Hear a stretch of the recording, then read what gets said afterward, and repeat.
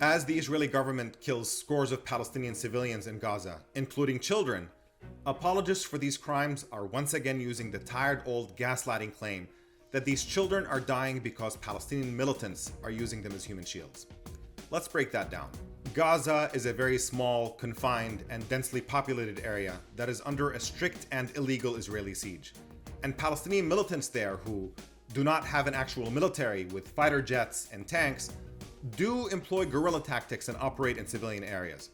But that is not the definition of human shields. Human shields is when you actually hide behind civilians or hold civilians hostage in a combat situation to avoid enemy fire. Can you guess who actually has a long and well-documented history of doing that here? Israel does.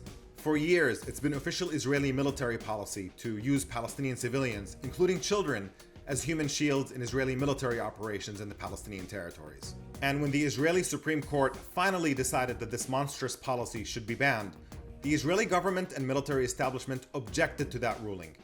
And while that ruling still stands, it has not stopped the Israeli military in practice from using Palestinian children as human shields.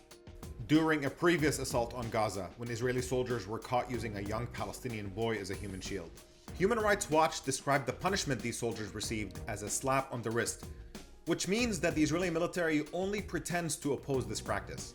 And by the way, that practice was employed as recently as just a few months ago, when the Israeli military used a Palestinian girl as a human shield in Jenin. The actual reason so many Palestinian civilians and children are killed in Israeli bombings is because of another practice that is well documented by every major human rights organization.